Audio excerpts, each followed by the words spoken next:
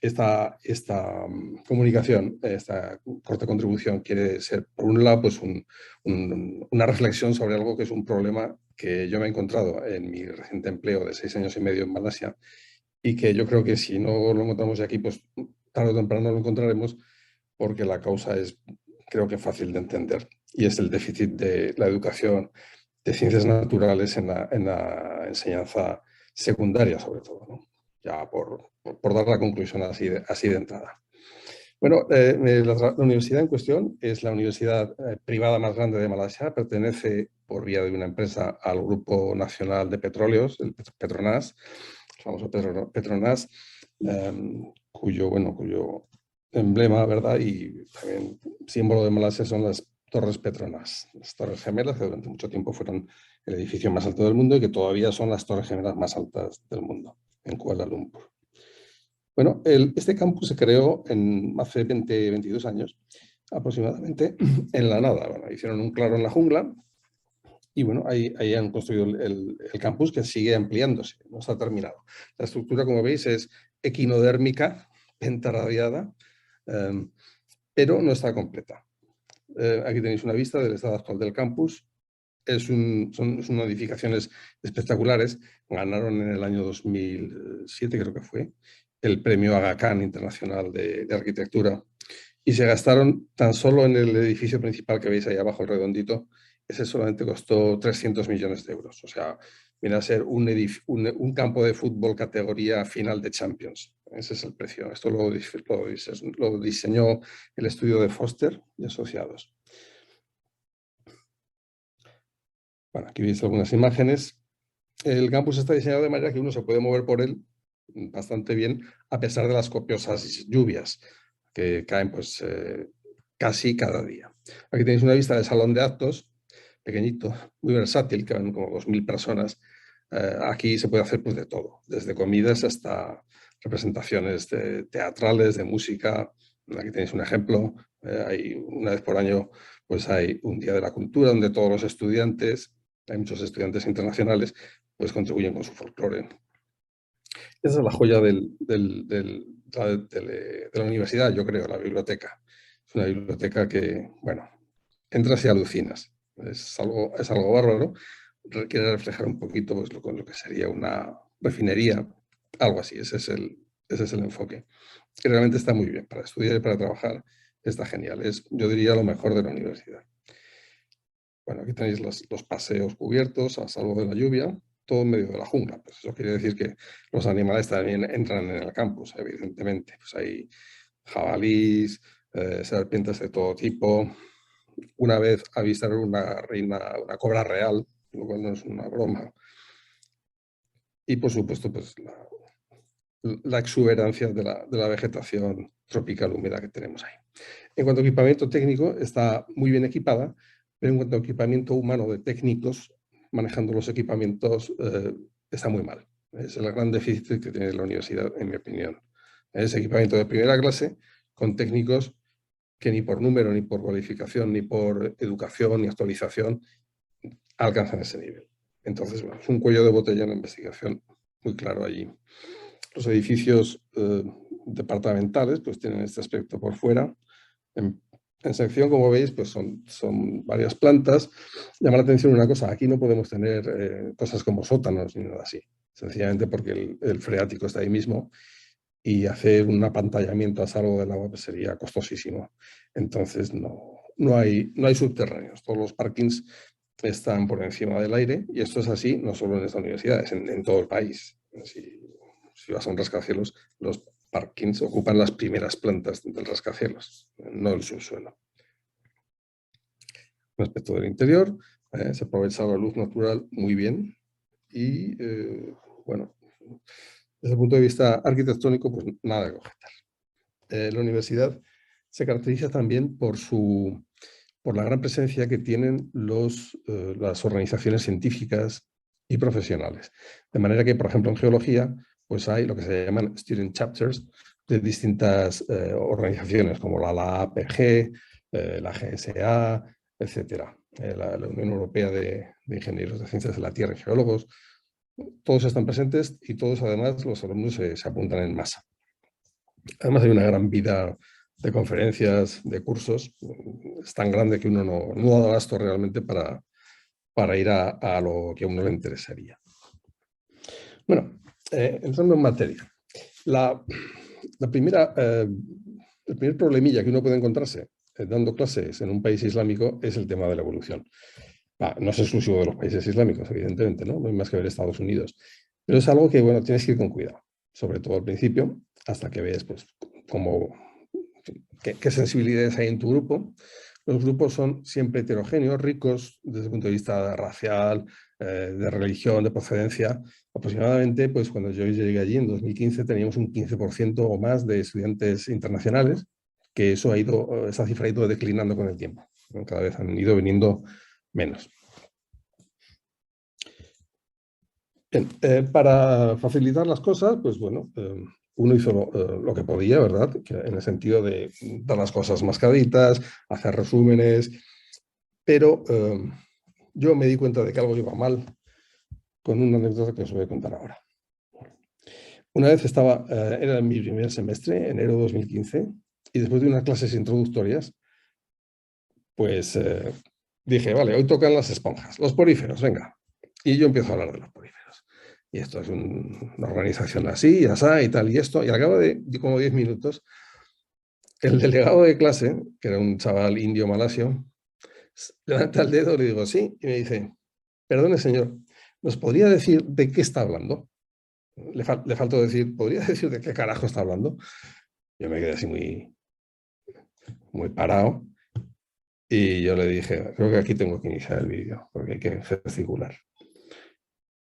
Y no sé si me veis. ¿Me veis?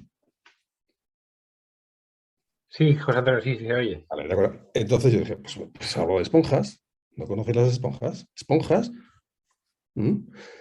Se ven así mirando unos a otros y me dice, sí, sí, sí, sabemos lo que son las esponjas, pero ¿qué tiene que ver eso con esto? Y entonces se me encendió una luz y dije, madre mía, espera, ¿no sabéis lo que es una esponja? Se miraban entre ellos, pues no. Pero bueno, ¿y no sabéis lo que es? Empecé a decir cosas básicas. No sabían nada. Bueno, sí, sabían lo típico, ¿no? Pues el tigre, los grandes mamíferos, las grandes aves, pues el águila, que es el símbolo de tal sitio, el tigre, que es el símbolo de Malasia, está en su escudo. Pero fuera de ahí no sabían nada. Entonces les dije, pero vamos a ver, ¿cuántos de aquí han visto algo de geología en la secundaria? Nadie levantó la mano. Y eran 90 alumnos. ¿Cuántos habéis visto algo de biología? Uno, dos, tímidamente. O sea, no había nada detrás. Entonces, ese día entendí que tenía un problema grande. Y bueno, intenté a lo largo del tiempo ver cómo se podía mejorar eso. Entonces, en ese momento, por cierto, la universidad llegó con un plan de hacer por narices, por decreto, enseñar cada vez con menos clases presenciales y clásicas, digamos, y más con lo que ya sabéis se llama el active learning, pues el blend learning y cosas así. Pues nada, hubo que ponerse manos a la obra. Pero el problema que quiero compartir con vosotros es que mientras que a los profesores nos machacaban con cursos, estábamos continuamente haciendo cursos de formación para el famoso Active Learning, los chavales ni siquiera sabían que esta iniciativa estaba en marcha. Y la situación así duró pues como 3 años. De manera que el management, la dirección, nos pedía progresar en esa dirección, pero a los alumnos no se les participaba de eso. Con lo cual había un desfase claro.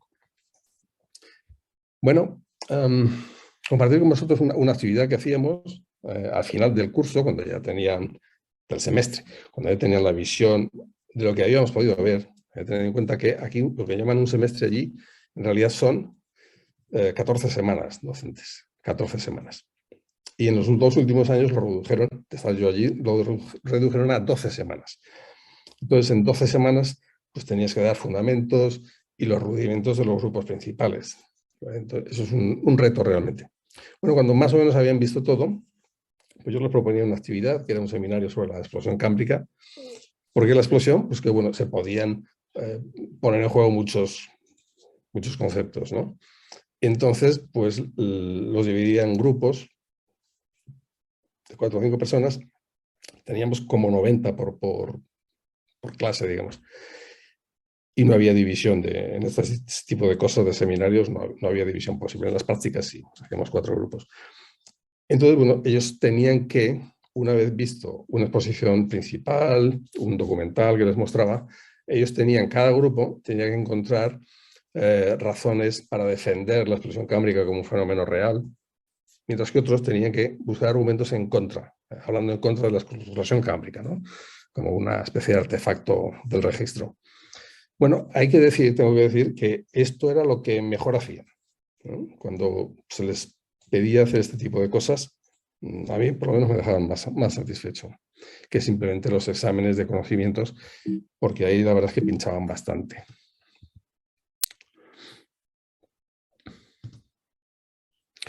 Bueno, para ayudarles, yo les proporcionaba, esto fue idea de una alumna, que tenía hecho esto, tenía hecho un Excel con los distintos grupos y ella iba metiendo las características principales, lo que tenía que estudiar de cada grupo, lo cual era muy buena idea. Entonces, bueno, con permiso de ella, pues yo empecé a distribuirles a los alumnos este esqueleto para que ellos fueran rellenando la información.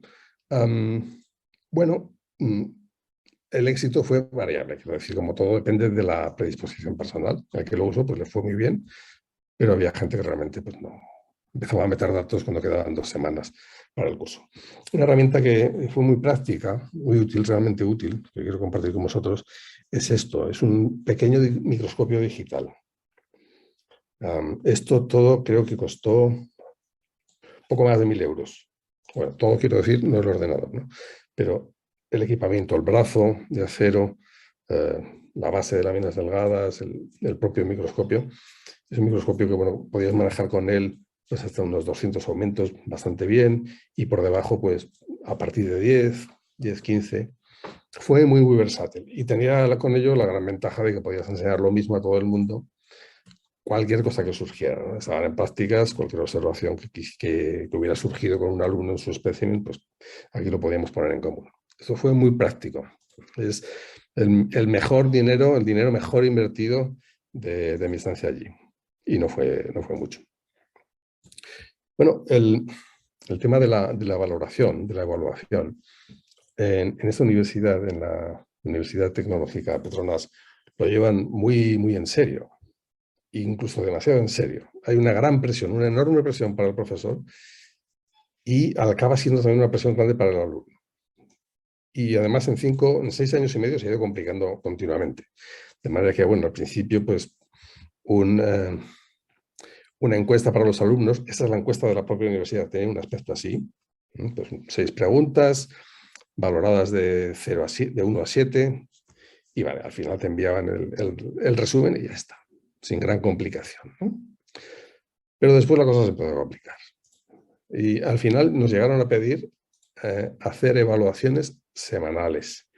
Al final de cada semana, los alumnos tenían que hacer online. Primero online, después con el teléfono. Era un follón. Sus evaluaciones, cada semana. Y si, bueno, si te dejabas una, pues ya tenías la bronca metida, ¿no? Y bueno, es que los alumnos se perdían también, porque llegaba un momento que no sabían qué habían hecho, qué no habían hecho, si aquella semana lo rellenaron, si no. Un ejemplo de cómo se pueden complicar las cosas sencillas. Aquí, bueno, de eso tenemos experiencia también en España un poco, ¿no? Pero vamos, que sepáis que yo he venido de Malasia diciendo que no me volveré a quejar de la burocracia española. Con eso os digo todo. Aquí tenéis un ejemplo de los gráficos que creaban gráficos para cada pregunta que hacía referencia al desarrollo de las clases, pero también a los alumnos les pedían que evaluaran el énfasis que se había hecho en cada uno de los objetivos básicos de la asignatura, lo cual, bueno, era un poco llamativo, ¿no? Pero bueno, se tenía en cuenta. Y al final, pues, organizaban gráficos así, te enterraban en gráficos. Y bueno, al final todo está orientado al famoso KPI, el índice de performance, según lo cual pues te podían incluso pagar más o pagar menos. O incluso te podían mandar al cajón de los torpes durante un añito para que te espabilaras. Era una cosa bárbara. Voy a compartir con vosotros una cosa. En el primer semestre que yo di clase de procesos geológicos, antes de ver la paleontología, pues bueno, llegó el momento de corregir el examen final y yo lo corregí pues, con mis criterios, digamos españoles, no exactamente actuales, ¿no? Sino de hace unos años. Y hubo una escabechina relativa, pues no sé si cayeron de 70 y tantos, pues cayeron 10 o 12.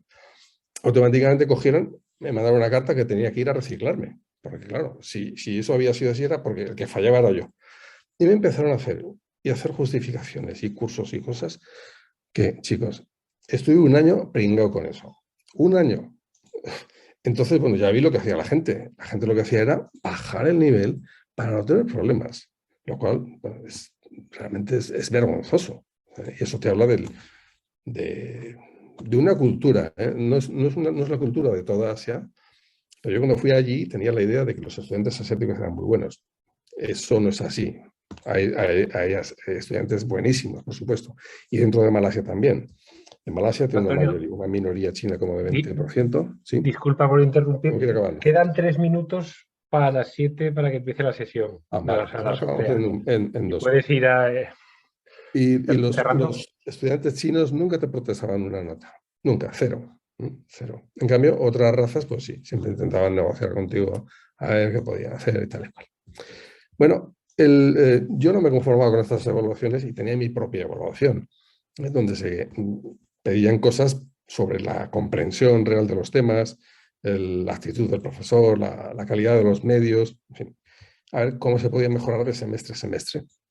Y entonces yo lo que hice fue comparar mis datos, que consideraba más fiables, con perdón, a lo largo de los semestres, fueron 16 semestres, desde que empecé a aplicar este Active Learning que me pedían. Y bueno, para hacerlo corto, os tengo que decir que no tuve ninguna mejora. Ninguna mejora. En términos porcentuales, no, yo no lo he observado nada. Probablemente por el hecho que os he dicho que los alumnos no estaban tan involucrados en el Active Learning como teníamos que estar los profesores. Pero esa ha sido mi experiencia. Y como decía al principio, las ciencias naturales es el gran déficit. Pero no solo. También ocurre que un país como Malasia no tiene la cultura paleontológica que tenemos, por ejemplo, aquí en España. Y la primera razón es esta, los enormes perfiles de meteorización que hay. Es muy difícil acceder a roca fresca. Muchas veces tienes que recurrir pues, a la costa del mar, a un embalse o a la carretera que te acaban de hacer y que enseguida se cubre de vegetación. Eso hace que falte un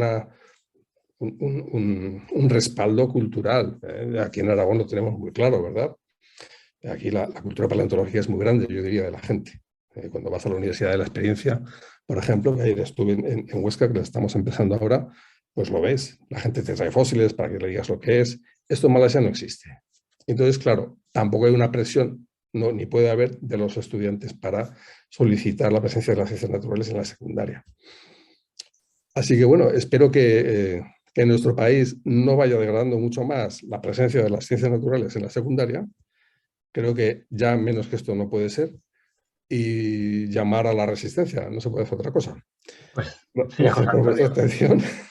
Esperemos que esto no llegue a lo de Malasia. Bueno, Esperemos. tenemos que cerrar. Siento haberte cortado, pero es lo que hay. Nada, es lo que hay. Es el horario, es el programa. Muy bien. Muchas gracias a todos los asistentes por vuestra atención y a los ponentes por vuestras maravillosas comunicaciones.